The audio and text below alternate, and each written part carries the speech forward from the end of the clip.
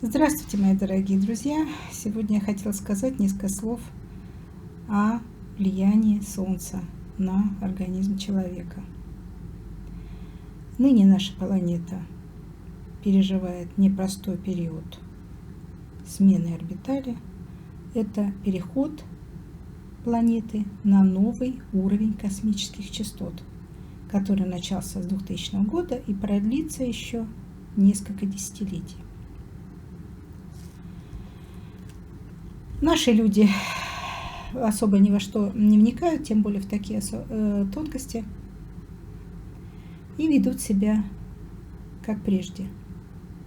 В отпусках они стараются, конечно, отдыхать и проводить как можно больше времени на солнце, не подозревая, что от этого они могут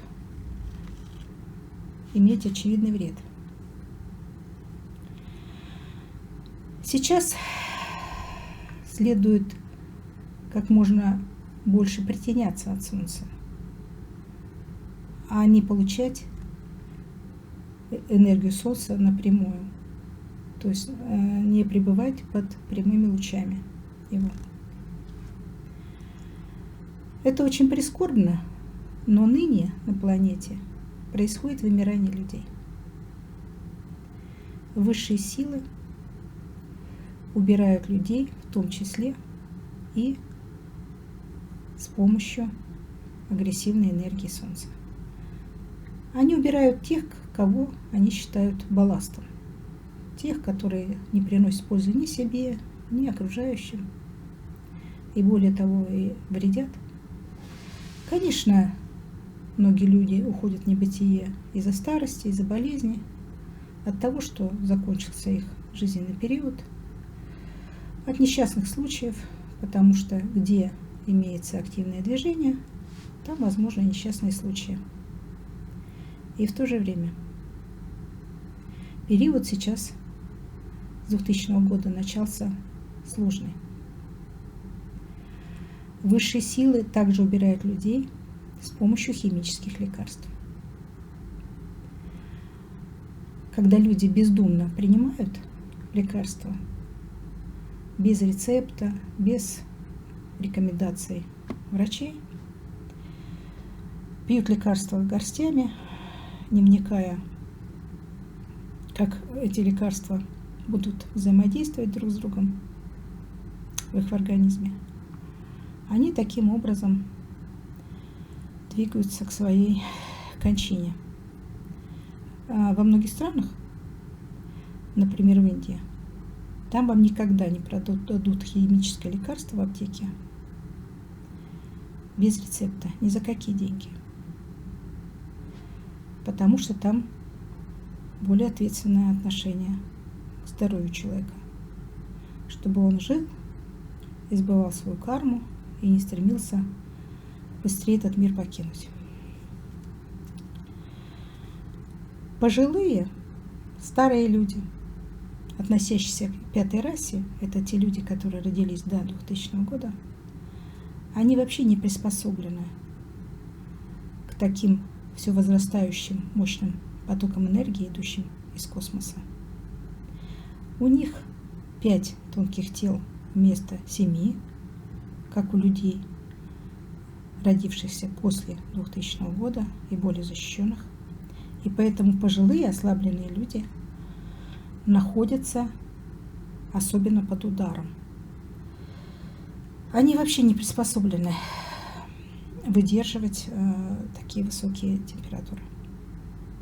Им нужно особенно беречь себя, если они хотят пожить.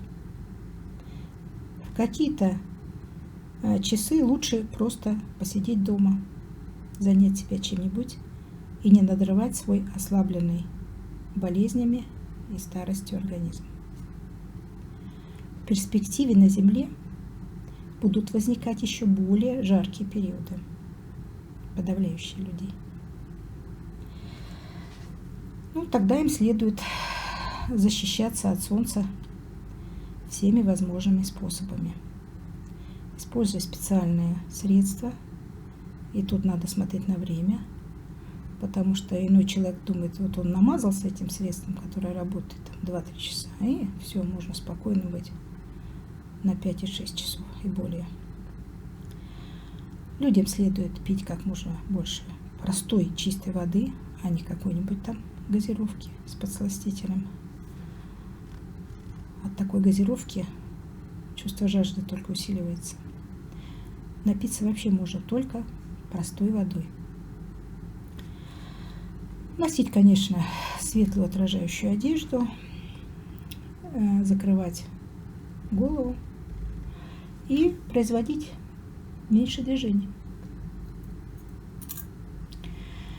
Потому что иначе можно серьезно пострадать. У меня был случай в прошлом году, когда я наблюдала, что такое солнце в воздействии на организм пожилого человека. Я шла по улице и увидела, что мужчина такой уже пожилого возраста вдруг подошел к зданию библиотеки, прислонился к стенке, закрыл глаза, и вытянулись его руки, ноги. Я поняла, что он умер. Тут уже, конечно, к нему подошли другие люди, а я поодаль смотрела несколько минут, что происходит. И я увидела, что буквально за 2-3 минуты этот человек стал ярко-желтый, как будто желток у яйца. То есть он просто сгорел на солнце. И помочь ему было, конечно, уже невозможно.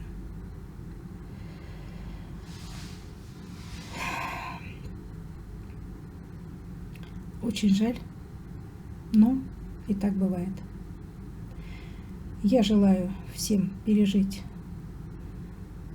этот солнечный летний период благополучно, беречь себя, свое здоровье, не переусердствовать, получая солнечные ванны. И таким образом продолжать дальше жить